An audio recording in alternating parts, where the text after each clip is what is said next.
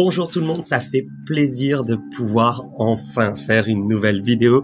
Ma vidéo précédente était plutôt une vidéo pour montrer, expliquer tout simplement mon retour sur YouTube. Pourquoi mon retour sur YouTube et donc là, ça va être une vidéo vraiment à thème. Donc désolé pour les travaux, parce qu'ils font des travaux dans le quartier, et désolé pour mon chat Hades qui va peut-être passer devant l'écran plusieurs fois. Donc j'ai mon carnet de notes parce que j'ai toujours des notes à côté et nous allons démarrer cette vidéo pour parler des 10 idées reçues sur la Wicca. Je suis Wiccan traditionnaliste depuis 10 ans. J'ai formé plusieurs initiés jusqu'à leur 3e degré, que ça soit en Wicca ou en sorcellerie traditionnelle comme la Minoan Brotherhood, entre autres. Il y a la Wesh, la Fairy Face, peut-être j'en parlerai dans une de ces vidéos. Et en fait, donc je connais ma religion, je la connais même très bien, moins bien que Toph, mais je la connais quand même très bien, et moins bien que mon grand prêtre Luciane, mais je la connais quand même très bien. Et je me suis dit, bah pourquoi pas faire une petite vidéo sur les 10 idées reçues sur la Wicca, et finalement donner les arguments en expliquant que bah on pense ça de la Wicca, mais en réalité c'est ça. Ça va pas plaire, ça je sais très bien, mais c'est des faits historiques, que je vais vous donner même des dates. Donc voilà, et même des sources, donc n'hésitez pas à aller les consulter. Pour m'accompagner, j'ai pris juste quelques livres dont certains vieux vont reconnaître, et mon livre des ombres que je n'ouvrirai pas, mais au moins qu'il soit à côté de moi. Alors, je suis Antinous Serranil ou Antinous LZ pour la Wicca traditionnelle. Je suis grand prêtre du 3e degré et donc de ce fait, je vais vous parler des 10 idées reçues sur la Wicca. 10 idées reçues que j'entends encore et encore, même après 10 ans, enfin dans l'univers ésotérique que je suis depuis 2001 je crois, si je dis pas de bêtises, donc ça fait plus de 24 ans, mais dans l'univers de la Wicca traditionnelle ça fait 10 ans, même si j'ai connu la Wicca avant, des années avant, et donc malgré toutes ces années il y a toujours les mêmes clichés qui reviennent et les mêmes idées reçues, et donc là je vais les démontrer que c'est bullshit. Première idée reçue, le mot Wicca. Alors, c'est pas vraiment une idée reçue, mais l'origine du mot Wicca. Beaucoup pensent que le mot Wicca, c'est un mot fourre-tout qui peut s'utiliser pour dire sorcellerie. Je pratique la sorcellerie, je pratique la Wicca. C'est la même chose, on les mélange et tout. Sauf que historiquement, c'est pas vrai. Le mot Wicca viendrait du vieil anglais Wicca, donc avec une lettre un peu chelou, qui signifierait tout simplement sorcier. Mais ça reste que théorique. On a des sources historiques qui fait référence au mot Wicca pour ces sorciers, mais on n'en a pas beaucoup. Donc peut-être c'est quelque chose de plutôt local, ou enfin bref, je ne suis pas historien des mots, donc c'est pas mon truc, mais historiquement, le mot Wicca est théoriquement un mot pour définir le mot sorcier. Pas sorcellerie, sorcier. Le mot sorcière, le féminin, se disait Wicca avec un E. Et le mot sorcellerie se disait Wiccacraft, donc qui a donné après witchcraft. Donc on a déjà le mot Wicca ne signifie pas sorcellerie, mais sorcier. La première apparition publique, et là vraiment on parle d'apparition publique dans un livre, c'est dans le livre de Gerald Garner, donc dans celui-là, Sorcellerie d'aujourd'hui. Ça c'est la version française, disponible sur lulu.com. Sorcellerie d'aujourd'hui. C'est là où il y a eu la première apparition du mot Wicca, et c'était en 1939. Donc c'était récemment. Et c'était Gerald Garner qui a défini, a utilisé ce mot une fois, je crois, si je dis pas de bêtises, pour dire l'art de la Wicca. Enfin, ça se rejerait comme ça. Donc l'art de la Wicca, l'art du sorcier. Enfin bref, la traduction pourrait être autour de ça. Et il dit que dans un autre truc, que c'est une formulation vieil anglais, mais pas plus de précision. Donc, de plus, lui, il écrivait avec un seul C, W-I-C-A. Donc à l'origine, il écrivait comme ça, Wicca. Donc la première apparition publique du mot Wicca, c'est Gerald Gardner, c'est le créateur de la Wicca. Donc après on reviendra là-dessus, mais de base, dans l'histoire, c'est vraiment l'origine source, c'est lui. La première fois qu'on voit une autre forme de Wicca avec 2 C, c'est Charles Cardell qui, en 58, écrit Wicce, W-I-C-C-E, dans son livre The Craft of Wiccan. Donc c'est là la première fois où on voit le mot Wicca avec 2 C, et ou plutôt une ressemblance, Wicce. Donc là on reprend le vieil anglais, Wicce, sorcière, etc., etc. Et le N, c'est le pluriel, donc sorcière au pluriel. Mais la première fois où on voit le mot Wicca avec 2 C, W-I-C-C-A écrit, c'est en 1962. Donc c'est très récemment. Et c'est à partir de cet écrit-là qu'il y a une popularité. Alex Sanders a réutilisé le mot Wicca avec 2 C en 68, et c'est à partir de là que la Wicca a défini la pratique de Gerald Gardner et la pratique de la Wicca, ce qu'on appelle maintenant gardnerienne. Donc le mot Wicca à l'origine n'est pas un mot ancien, n'est pas un mot, enfin oui mais non, n'est pas un mot pour définir sorcellerie. C'est un mot qui a pour origine en fait Gerald Gardner.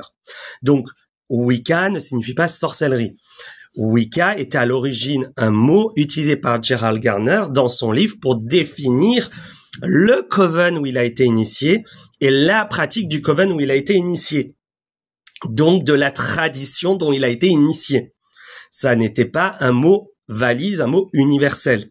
À côté, les gens utilisaient beaucoup le mot witchcraft, craft, etc., etc. Donc vraiment, c'est un mot qui est à l'origine pas du tout universel. Donc déjà, le mot Wicca, ça signifie pas sorcellerie. Maintenant, passons à la deuxième idée reçue.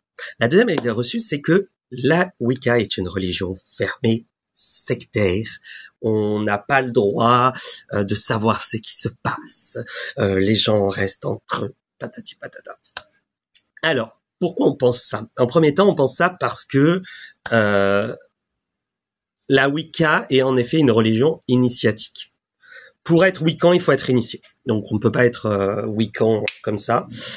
Et il faut descendre d'une lignée Wiccan dite valide, donc qui remonte jusqu'à Gerald Gardner. Ça, c'est la Wicca. Et donc, les gens disent, à cause de ça, c'est fermé, les gens ne veulent pas venir, les Wiccans ne veulent pas que les gens viennent, patati patata. Le fait qu'elle soit initiatique ne veut pas dire qu'elle soit fermée. On sélectionne nos membres, normal, parce qu'on ne veut pas avoir des serial killers, on ne veut pas avoir des gens fous, et vous savez que dans ce monde, il y a beaucoup de gens fous. Je vous recommanderai aussi un livre de Toff sur Sharon Tate, l'histoire de Sharon Tate avec la Manson Family, puisque il y a certains membres de la Manson Family qui ont voulu intégrer un coven Wicca, mais en fait c'était pour tuer des gens à l'intérieur. Donc oui, on ne veut pas de gens dans le coven, on ne veut pas de serial killer, et on veut personne de ce style-là. Donc on fait très attention, et il y a tout un processus d'1 an de cours avant d'une potentielle initiation. Donc pendant 1 an, la personne, elle vient, elle suit des cours mensuellement, elle rencontre pas tout le coven, et ensuite, lorsque l'année est terminée, qu'on a vu que la personne n'est pas une serial killer ou un serial killer, que la personne a bien compris la culture sorcière, à ce moment-là, à partir de ce moment-là, bien sûr, on l'accepte et on l'initie. Donc ça, c'est une des idées reçues, c'est qu'on est fermé. Pourtant, moi, je me base sur l'histoire, sur des faits. Le premier livre public à parler de sorcellerie et à dire aux gens venez, c'est écrit par un Wiccan traditionnaliste, Gerald Gardner. 54, Witchcraft Today. Voilà. Littéralement comment dirons-nous, un livre pour dire aux gens la sorcellerie existe, nous existons, venez nous voir. Ensuite, en 59, premier Meaning of Witchcraft. En français, ils l'ont traduit en 2 parties. 59. Pareil. Premier livre, donc, écrit sur la sorcellerie et en disant, voilà, on pratique comme ça, on fait comme ça. Ça a été écrit par un Wiccan traditionnaliste. Donc, non, on n'est pas fermé. Deuxième point. Le premier rituel solitaire qui a été écrit, ce qu'on appelle d'autodédication, certains appellent ça auto-initiation, de livres, de rituels pour dire aux gens, voilà, vous pouvez pratiquer la sorcellerie en attendant de trouver un coven, parce qu'à la base, c'est ce projet-là. C'est Paul Ulson, en 1970, avec le livre qui s'appelle Sorcier, sorcellerie, coven, bref, je me rappelle plus, mais je mettrai dans la description les liens. Paul Ulson, 70, initié, alexandrien. Et s'ensuit ensuite Doreen Valiente, 79, une des grandes prêtresses de Garner, avec son livre Witchcraft Tomorrow, donc la sorcellerie de demain, qui a écrit, composé des rituels pour des gens qui ne peuvent pas trouver de coven. Donc, premier livre public, c'est un Gardnerien, voire le fondateur de la Gardnerienne. Rituel public ouvert à tous pour que tout le monde puisse pratiquer dans son coin. Des initiés, pareil, traditionnels. Et on peut citer aussi le fait que Gerald Gardner a fondé un des premiers musées de la sorcellerie de Grande-Bretagne. Pareil, ouvert au public. Il adorait apprendre la sorcellerie aux gens, expliquer comment elle fonctionnait, etc., etc. Donc désolé pour les travaux. On peut parler aussi des premiers cours publics. Buckland, son livre bleu, Buckland étant un initié. Buckland qui a créé une tradition appelée Seax Witchcraft, je précise, ne pas confondre avec la Seax Wicca qui est autre chose, qui est aussi de Buckland mais qui est autre chose. La Seax Witchcraft, une tradition qui était composée et faite pour des gens qui ne trouvent pas de coven, afin d'être initiés, de pratiquer en groupe et d'avoir une légitimité personnelle ou en tout cas spirituelle. Et il faut pas oublier un des grands groupes sorcières qui s'appelle la Pagan Way. On la connaît très peu en France, mais dans les années 70, en somme, des initiés de coven gardnériens essentiellement, mais pas que, ont décidé de créer la Pagan Way, une sorte de cours extérieur. C'est eux qui ont créé la notion de cours extérieur pour des gens intéressés par la sorcellerie, afin de leur apporter des rituels, des pratiques en groupe, des rituels en solitaire aussi, pour dire, ben voilà la sorcellerie à quoi c'est, voilà à quoi ça ressemble, voilà ce qu'on appelle la Wicca, qu'est-ce que c'est. Et à partir de là, la personne peut dire, oui c'est pour moi, oui c'est pas pour moi. Et c'est qui a créé ça? Des traditionnels. Donc non, la Wicca n'est pas fermée, la Wicca est ouverte, la Wicca a permis qu'on ait accès à tout ça, a permis de se faire connaître. Et c'est logique, comment une religion, quelle qu'elle soit, peut se développer si elle reste fermée, c'est pas possible. Donc, les Wiccans et la Wicca n'est pas une religion fermée. C'est bien au contraire, même je dirais.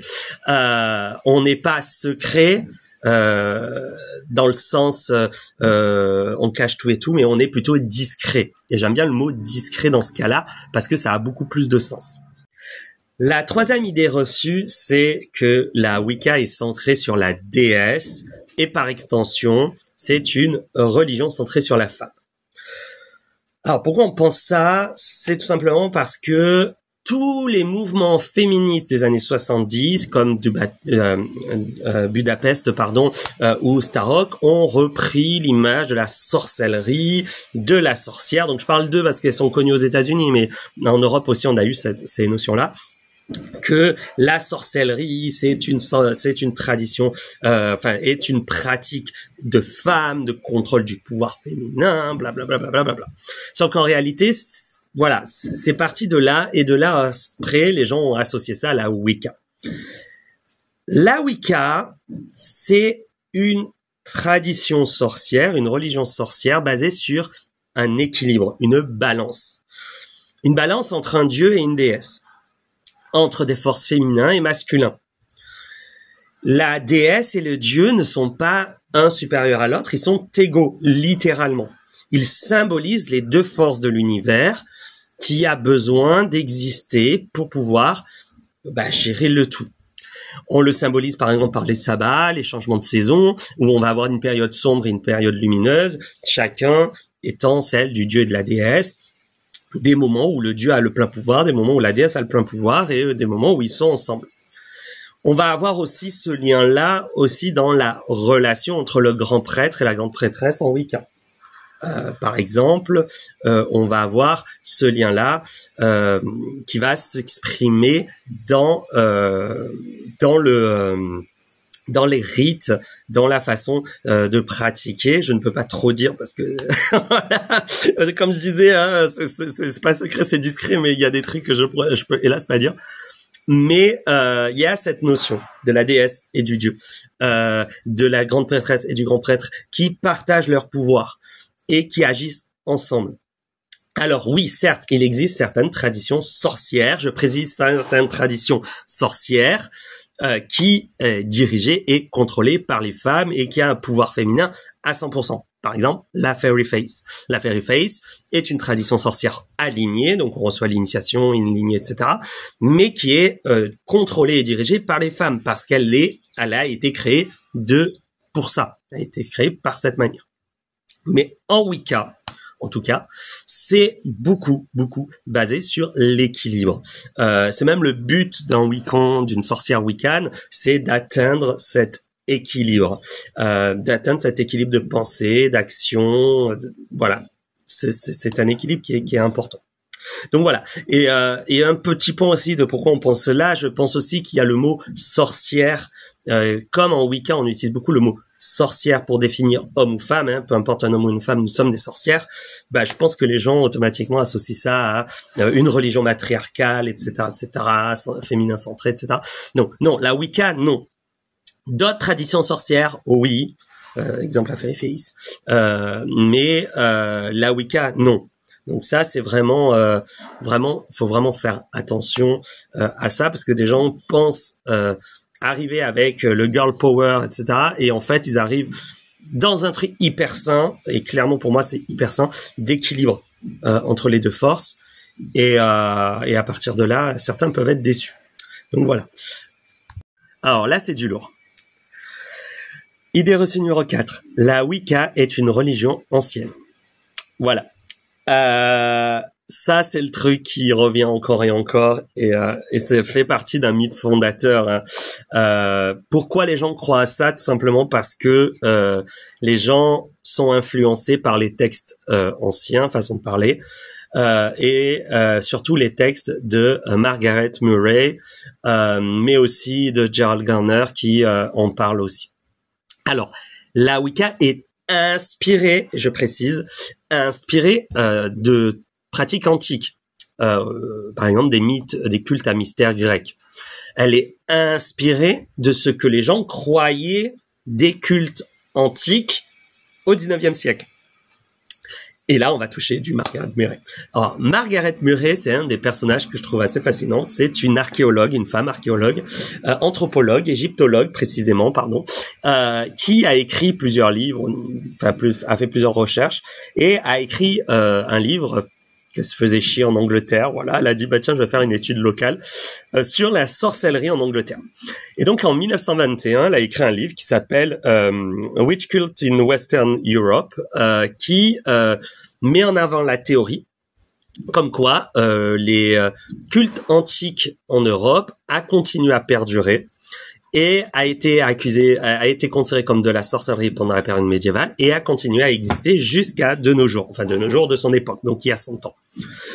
Donc elle a écrit ensuite en 1931 un autre livre qui est Le Dieu des sorcières, il a été traduit celui-là, que je vous recommande si vous êtes intéressé à la Wicca, qui théorise sur le Dieu des sorcières, etc. Ces idées sont intéressantes puisqu'elles sont d'époque, mais historiquement sont un petit peu... Voilà. Actuellement, les historiens sont pas du tout d'accord avec elles et considèrent que c'est de notre temps. Mais c'est ces idées, c'est ce livre-là qui a inspiré énormément d'Anglais et d'Européens anglophones, parce qu'à l'époque, ils n'étaient pas traduits, pour penser que la sorcellerie continue à exister et même pour certains de créer des groupes qu'on pourrait associer maintenant de reconstructionnistes, en reprenant ces recherches-là de Margaret Murray et d'autres auteurs comme Leland, Charles Leland, de reprendre ces recherches et de faire les pratiques d'époque et dire, ben voilà, on va expérimenter et voir ce que ça donne. Alors, j'ai cité Charles Leland parce que lui aussi, il est important. En 1899, il a écrit un livre qui est un des premiers livres modernes qui parle de la sorcellerie, comme étant une religion organisée en Europe. C'est Aradia et l'évangile des sorcières, je vous le recommande. Donc on a vraiment deux personnes importantes. 1899 le premier livre, il a écrit d'autres livres à côté, et ensuite 1921 on a Margaret Murray. Et c'est ces deux auteurs qu'on appelle souvent le grand-père et la grand-mère de la Wicca, qui ont inspiré Gerald Garner et sa génération. Donc comme je disais, c'est en tout cas, à l'époque, il y avait des groupes qui tentaient de faire du reconstructionnisme sorcière, et on fait des petits groupes. Il y a un groupe assez connu qui s'appelle le New Forest Coven, dont Gerald Garner a été initié, qui, en tout cas, la théorie principale qui aurait qui se serait inspiré des textes de Murray et de Leland pour faire du reconstructionnisme sorcière, en mêlant ça avec des pratiques venant de la Hoard Dorothy, donc une grande prêtresse de ce coven-là. Donc, en tout cas, ça reste théorique, tout ce que je dis. Hein. Mais une chose est sûre, c'est que The New Forest Coven a existé. New Forest Coven pratiquait des rites sorcières, et Gerald Garner a été initié à ce groupe, dans ce groupe, en 1939. Donc, 1939, Gerald Garner a été initié, et donc il a pratiqué cette sorcellerie inspirée. Et c'est lors de cette initiation, je peux pas vous dire comment ça fonctionne, mais à un moment donné, il y a le mot Wicca qui est utilisé, et c'est là qu'il a entendu la première fois, et il a compris Wicca, c'est la religion des sorcières, etc., etc. Donc c'est parti de là, de tout ça. En 54, donc il a écrit Witchcraft Today. Je reviens sur les livres. Witchcraft Today en 54 et Meaning of Witchcraft en 59. Donc c'est à partir de là ensuite que la théorie, on va dire, le mythe de la religion ancienne et ininterrompu a été transmis. Sauf que Gerald Garner a modifié les rites. Du groupe où il a été initié, il a lui et surtout beaucoup de grandes prêtresses qui l'ont suivi ont modifié les rites pour les rendre encore plus romantiques, encore plus païens, parce que les rites étaient très inspirés Golden Dawn, parce que c'est une des inspirations aussi des sorcières anglaises du début du XXe siècle. Donc ça a été romantisé, ça a été mis en place pour donner quelque chose d'hybride et proche de ce que Murray aurait étudié, en tout cas que Murray a étudié et que Murray a théorisé. Donc voilà, donc c'est pas une religion ancienne, c'est une religion plutôt assez récente. Et il y a Ronald Hutton, qui est un historien, un des rares historiens spécialisés en sorcellerie, qui parle, quand il parle de la Wicca, et je parle de la Wicca, il dit c'est la seule religion fondée en Grande-Bretagne. Il appelle ça une religion inventée. Donc voilà, c'est une religion inventée. C'est quelque chose qui a été inventé, c'est inspiré de quelque chose d'ancien, c'est inspiré aussi de théories, mais c'est quelque chose qui a été inventé. Ce n'est pas parce que ça a été inventé que c'est mauvais. Hein. Je donne pour exemple l'islam, le christianisme. Voilà, il y a plein de religions inventées qui sont normales. Je veux dire, donc ça donne pas une légitimité que ça soit ancien ou moderne. Ce qui donne une légitimité, c'est l'expérience et ce qu'il y a derrière. Mais bon, donc ça c'est une des idées reçues. La Wicca n'est pas une religion ancienne. Donc on enregistre ça s'il vous plaît, merci. Idée reçue numéro 5, la Wicca, c'est trop New Age, c'est trop Fluffy Bunny, c'est un truc pour gosses. Alors ça, j'en peux plus.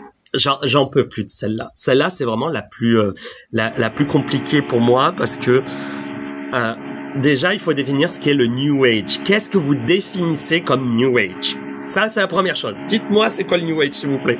Parce que pour moi, New Age, je pense à Blavatsky. Voilà, pour moi, c'est la première chose. Donc Blavatsky, 1875, théosophie, c'est un syncrétisme éclectique de savoir ésotérique un peu partout, et c'est très intellectuel, c'est très un peu Golden Dawn pour l'esprit, pour si vous voulez une idée, et c'est très recherche de soi. Donc oui, il y a de la méditation, oui, il y a du yoga, oui, mais c'est pas New Age comme on a l'image que les gens ont quand ils me disent New Age. C'est pour ça que j'aime bien utiliser Fluffy Bunny. Donc le New Age, c'est pas Fluffy Bunny. New Age à la base, c'est du Blavatsky, c'est de la théosophie, c'est à l'origine, c'est ça. C'est des pratiques vers le nouvel âge, New Age, qui a failli mourir, on va dire, ce qui est, et qui a eu un ressort dans les années 70 avec le Flower Power. Et là, les gens, quand on parle New Age, ils pensent à ça. Ils pensent à des hippies. Alors, le New Age des années 70, c'est un New Age simplifié, centré sur soi, très égoïste quand même, trouver un sens à notre moi individuel, le renouveau, une quête individuelle de soi, etc., etc. C'est très, très, très New Age. Et là, clairement, l'expression est totalement d'accord. Donc, le New Age, c'est quand on parle de New Age, on parle de ça. Donc, quand les gens disent la Wicca c'est New Age, des fois je leur pose la question, mais qu'est-ce que vous entendez par New Age? Donc, le New Age des années 70, c'est du Fluffy Bunny. Et le mot Fluffy Bunny, c'est un mot utilisé par les Wiccans traditionnels pour parler de ces personnes. Fluffy Bunny, c'est-à-dire les lapins doufteux. On pourrait dire des bisounours en français. C'est des personnes enthousiastes, maladroits, mais souvent sincères. C'est devenu même une insulte quand ces personnes ne sont pas sincères et qui jouent sur je suis qu'amour, et qu'en réalité c'est des gros fils de pute. Je pense que bon, on s'en fout, on la laissera. Donc voilà. Donc à l'origine, non, la Wicca n'est pas Fluffy Bunny, n'est pas bisounours, n'est pas New Age. La Wicca demande des études, un engagement.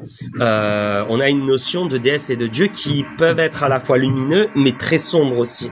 On a une éthique qui est présente, oui. Souvent, tout le monde parle du triple retour, etc., etc. Alors, le triple retour, c'est pas Wicca. C'est plus compliqué. Je pourrais peut-être faire une vidéo autour de ça. Mais on a comme malgré cette éthique, ça veut pas dire que nous sommes bienveillants dans le sens on tend l'autre joue si on se fait attaquer.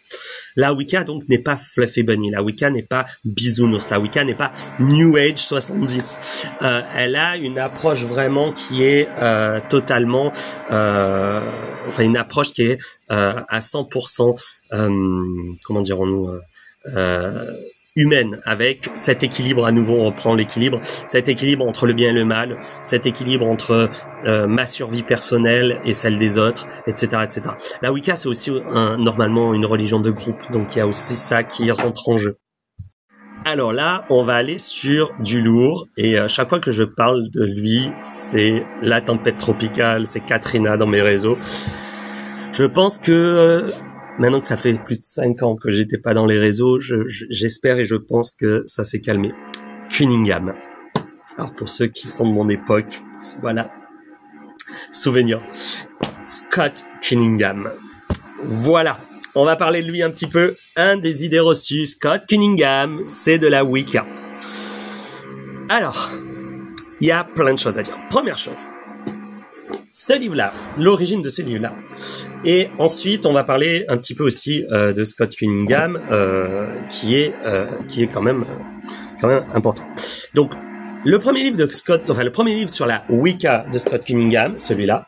Alors en anglais, c'est Wicca, a Guide for the Solitary Practitioner. A été publié en 88.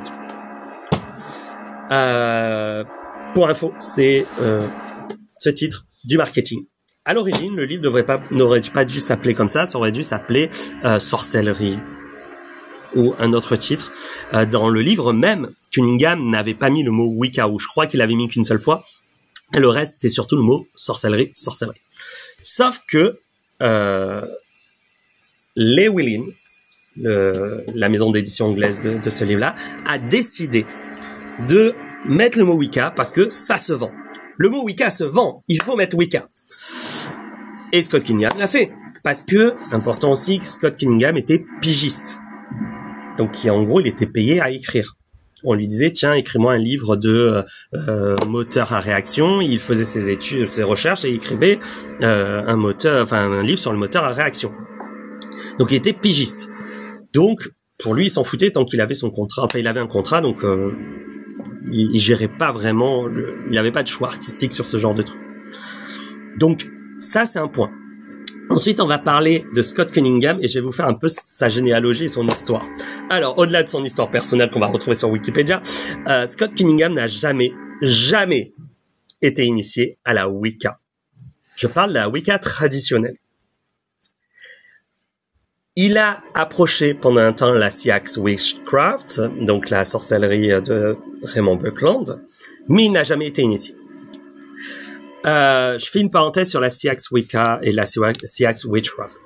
Buckland a créé une tradition sorcière qu'il a appelée Seax Witchcraft. Celle-ci se fonctionne par initiation.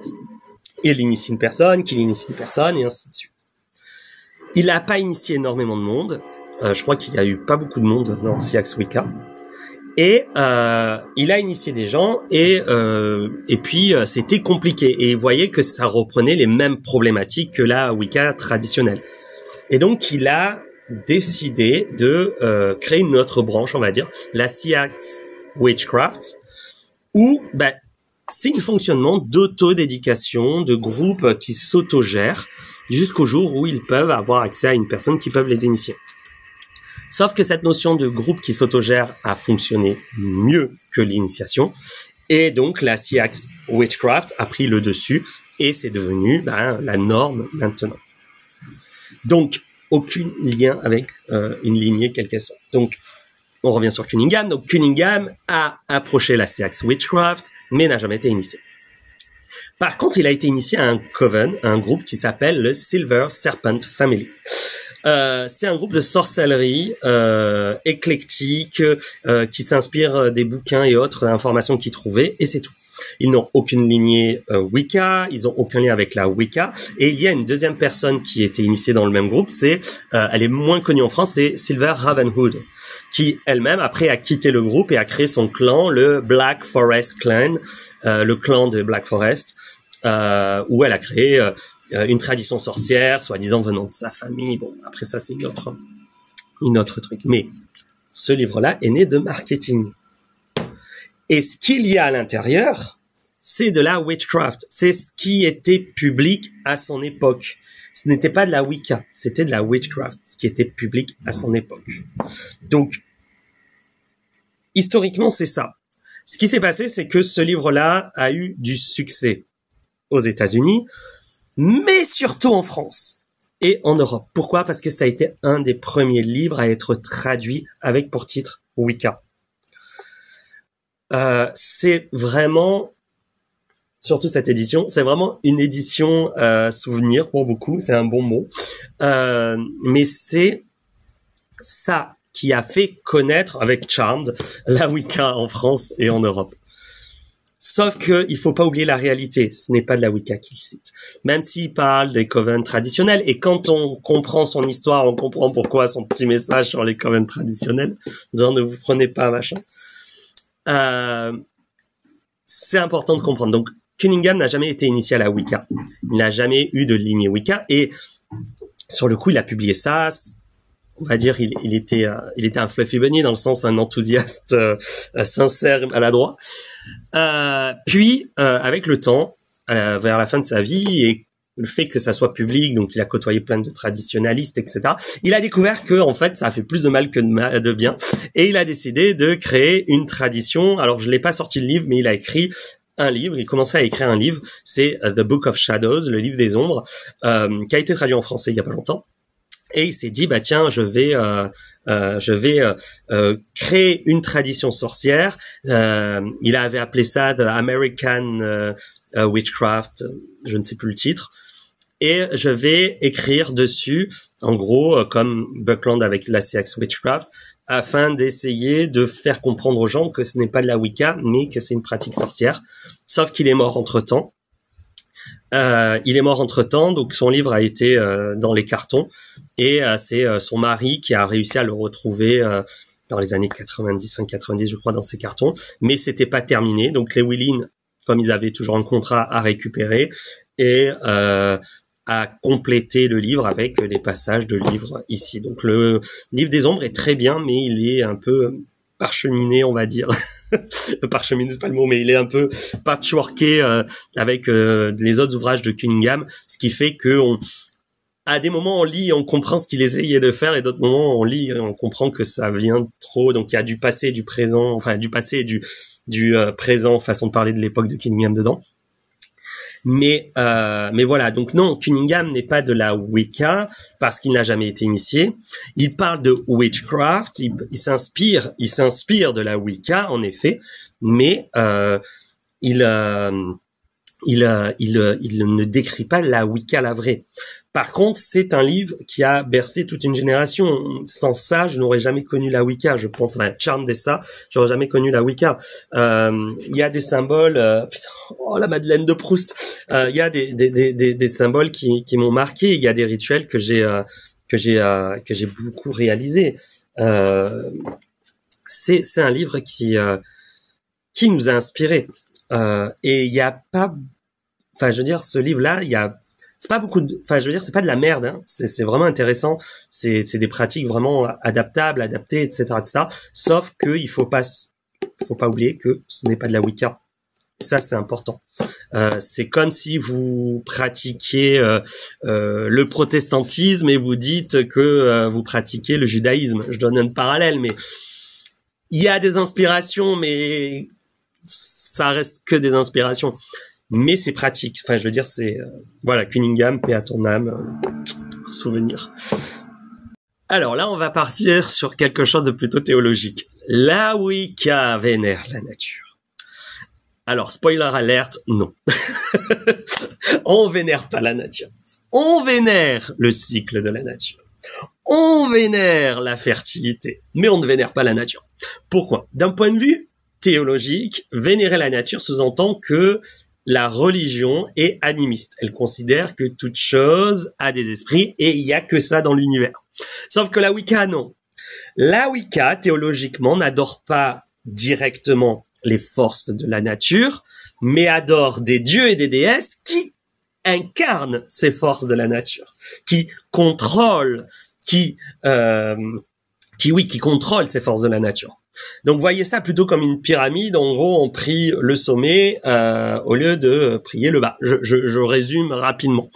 C'est des nuances importantes en théologie, et le truc, c'est que cette nuance-là est tout souvent mal perçue. Donc non, on ne vénère pas, vous avez vu mon chat qui a fait Spider-Man, on ne vénère pas la nature, on est une religion de la fertilité. Le corps nu, la déesse, s'unit, meurt, renaît, on a un cycle naturel, tous nos symbolismes sont des symboles phalliques ou vaginales, je ne sais plus si ça dit vaginal, mais vous comprenez l'idée. C'est un culte vraiment autour de la fertilité, autour de la création de bébés, autour de la création des plantes qui poussent, autour de la création de l'imagination, autour de la création. On pourrait dire ça, hein, une religion de la création, une religion de la fertilité. Et Garner lui-même définissait la Wicca comme une religion fertile. Il parlait de fertility cult, de culte à la fertilité, et pas de nature worship, de divination, de vénération de la nature. On a des cycles saisonniers, oui, et on les célèbre. On célèbre les cycles de la nature. On célèbre. On ne vénère pas. Célébrer la fertilité cosmique, célébrer la fertilité de la nature, célébrer la vie, mais on ne vénère pas la nature avec les mots, vénérer la nature, avec la nuance théologique que je vous ai parlé. Nous sommes un culte de la fertilité, qu'elle soit physique, qu'elle soit psychique, qu'elle soit spirituelle. On est là pour créer. Et ça, c'est, je pense, la plus belle partie de la Wicca pour moi. C'est une religion de la création. On est là pour créer des choses nouvelles. Et la philosophie de 1 + 1 = 3 vraiment touche énormément la philosophie de la Wicca. Alors, le 8e point, c'est un des points un peu redondant parce que je crois que j'ai déjà répondu, c'est Wicca = sorcellerie. Toujours, tout le monde pense que Wicca est un synonyme de sorcellerie. Je dis toujours que on peut tous les Wiccans sont sorcières, mais toutes les sorcières ne sont pas Wiccans. il faut visualiser ça particulièrement. Alors, je vais vous donner une métaphore qui peut-être va vous parler, mais imaginons que la Wicca, c'est le christianisme, la witchcraft, la sorcellerie, c'est le monothéisme.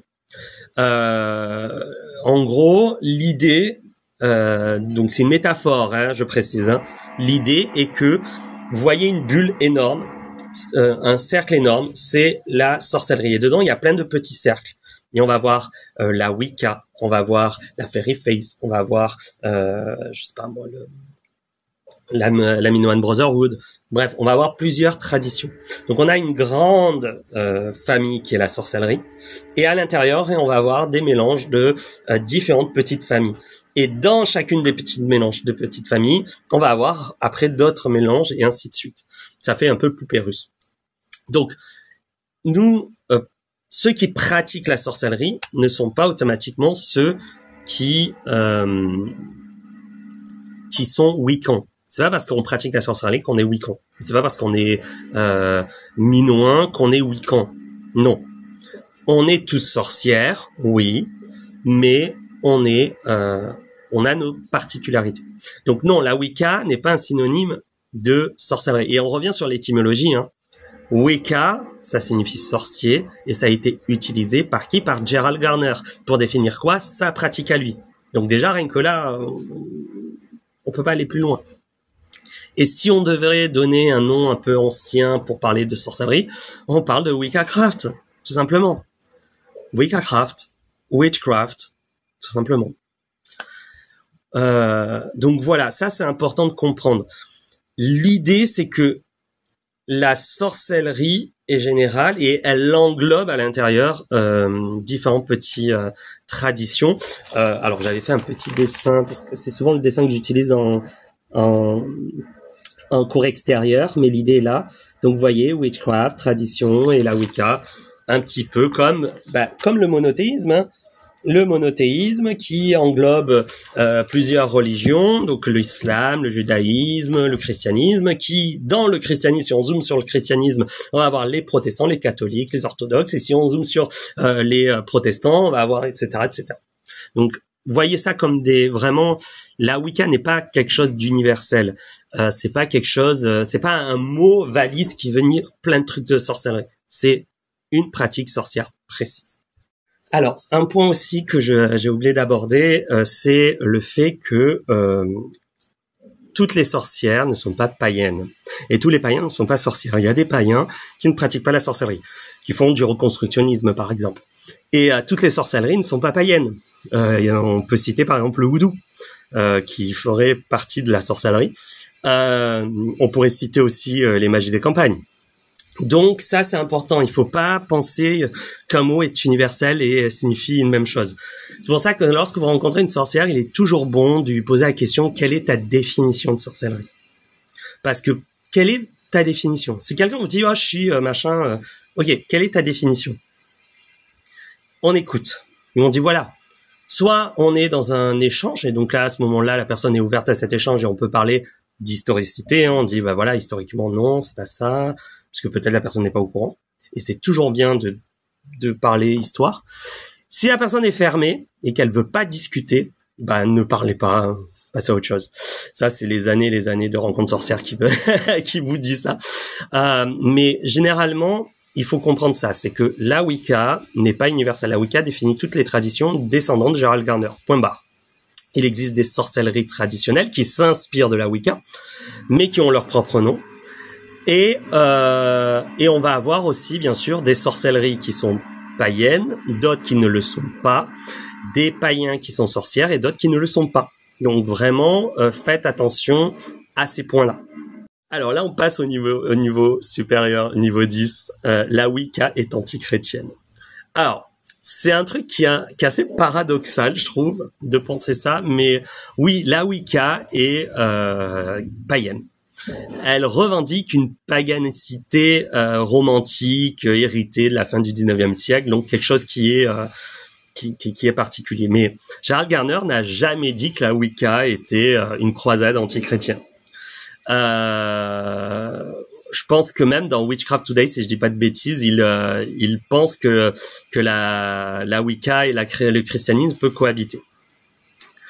Il y a beaucoup de grandes prêtresses et grands prêtres traditionnels qui se revendiquent chrétiens, voire catholiques. Ma grande prêtresse, par exemple, ma grande prêtresse, ma grande prêtresse Elders, pas ma grande prêtresse avec qui je travaille, ma grande prêtresse Elders, Lady Emerald, se définit comme catholique. Et pourtant, elle est Wicca. La Wicca n'est pas une religion contre. Au contraire, elle est une religion autre. C'est une religion qui est faite pour vivre avec d'autres. On peut pratiquer la Wicca et être d'une autre foi. C'est assez paradoxal parce que la Wicca est une religion païenne dans le sens primaire du terme. C'est une orthopraxie, à l'inverse de l'orthodoxie. L'orthodoxie, c'est la croyance juste. En gros, pour définir qui tu es, religieusement parlant, tu dois croire en ça. Si tu crois en Christ, la résurrection, etc., tu es chrétien. Alors que en Wicca, en fait, la croyance n'a pas sa place. C'est l'orthodoxie. Si tu pratiques de telle manière, si tu reçois l'initiation de telle manière, si tu reçois une lignée, tout ça fait partie de la doxie, de la praxie, pardon. Si tu reçois ça, si tu pratiques comme ça, tu es Wiccan. Peu importe si tu crois en un Dieu unique ou pas. C'est pour ça que la Wicca est une religion aussi inspirante, on va dire, parce que elle s'ouvre à tout le monde et est accessible à tout le monde. Et peu importe selon sa croyance, sa vision du monde, son expérience spirituelle. On est très mystique, on est là dans l'expérience spirituelle. Donc on est, comme dit, on est une orthopraxie. Praxie, la pratique, et ortho, juste. La pratique juste, et pas une orthodoxie. Doxie, croyance, et ortho, juste, la croyance juste. Donc chacun vit son expérience divine à sa manière. Et ça, c'est très important. Et pour donner un autre exemple historique, la Horde Dorothy, Clutterbuck, je crois que ça se prononce comme ça, qui est l'initiatrice de Gerald Garner en 1939, elle a initié en 1939, était une chrétienne convaincue. Les documents, les journaux intimes que l'on possède d'elle la définit comme hyper chrétienne. Donc voilà, c'était une grenouille de bénitier. Donc, comme quoi on peut être Wicca, sorcière ou que sais-je, et être aussi chrétienne, quoi. Et la 10e, c'est un petit peu redondant, je pense. La 10e, c'est la Wicca hyper secrète. Waouh, c'est trop secret. En fait, pas du tout. La Wicca, elle est discrète. Elle n'est pas secrète. Oui, on a des initiations. Oui, on a des choses qu'on n'a pas le droit de dire. Oui, on a des règles sur le secret, on a des serments, et ça c'est normal. Et pourquoi on a ces serments? D'un point de vue anthropologique, pour protéger ceux qui sont avec nous. Dans nos groupes, il y a des gens qui ont des métiers dont si les gens savent qu'ils sont Wiccans ou autres, ils risquent leur place. Voilà, surtout en plus en ce moment où notre monde part à volo. 2, magiquement parlant, il y a une raison magique. Tout simplement, quand les nom des dieux, alors on croit au pouvoir du mot, hein. Donc quand on connaît, qu'on possède un mot, on a un contrôle dessus. Donc c'est pour ça que quand les gens ils disent moi j'ai besoin de charge et tout, moi j'ai juste besoin d'un prénom et c'est bon. Donc le nom d'un dieu est un pouvoir. Donc connaître le nom du dieu de tel groupe permet d'avoir un pouvoir sur ce groupe. On peut pas l'invoquer parce qu'on doit passer par l'initiation, mais on peut dire à quelque chose d'autre, une autre entité, de s'occuper de ça. Bref. Donc, on a ce côté de sécurité des gens et on a la sécurité magique qui est importante. Mais ça n'empêche pas au Wiccan d'être public. Je suis public. Gerald Garner était public. Doreen Valiant était public. Patricia Crowther était public. Lady Buzzanski était public. Lady Rhea est public. Je parle de gens, de gens connus. Mais on est public. Certains se cachent, littéralement, et c'est bien. D'autres sont complètement ouverts comme moi à en parler, et d'autres sont discrets. Ils vont pas en parler ouvertement, mais ils se cachent pas dans leur dans leur pratique non plus. Donc, on ne révèle pas ce que l'on fait pour des raisons de sécurité. Et on révélera jamais des choses qui peuvent être compromettantes pour le groupe, pour les gens du groupe. Mais nous échangeons, nous partageons, nous sommes à nouveau discrets, mais pas secrets. Et ça, c'est aussi important. Et donc voilà, c'était les 10 idées reçues sur la Wicca. Alors désolé, je regardais beaucoup mes notes parce que je voulais pas dire de bêtises, surtout au niveau des dates, etc. Et désolé pour les travaux, parce qu'il y a pas mal de travaux en ce moment, donc vous avez dû entendre des bzzz et des pa. Donc voilà. Aussi des faits de regard comme ça et comme ça, parce que je vous explique un petit peu, ils sont en train de faire des travaux dans mon quartier, ils travaillent carrément sur les murs et les balcons, donc je regarde par le balcon parce qu'il y a des gens qui passent et je surveille parce que automatiquement mes chats sont un peu en alerte et peuvent être un peu agressifs et un peu attaquer des gens. Donc c'est des chiens, c'est pas des chats. Et donc de ce fait, je me suis dit faut mieux que je garde un œil. Donc voilà, c'est pour ça que vous me voyez faire ça de temps en temps. Donc voilà. En tout cas, ça a été un plaisir de faire cette petite vidéo. Alors, elle a été faite en petite partie à cause de tout ce que je viens de vous dire et pas en un trait. Donc vraiment désolé pour les coupes, ça va cutter un petit peu souvent. Et donc voilà, donc j'espère qu'il y aura un bon retour sur cette vidéo parce que voilà, je voulais aborder un truc assez sympa, les 10 idées reçues, et n'hésitez pas à commenter tous les idées reçues que vous avez entendues sur la Wicca, je serais curieux, et je pourrais même faire des vidéos pour débunker un petit peu les idées reçues comme ça, petit à petit. Ça peut être fun, ça peut être rigolo. En tout cas, voilà, merci beaucoup pour me suivre et je vous dis à très bientôt. Ciao.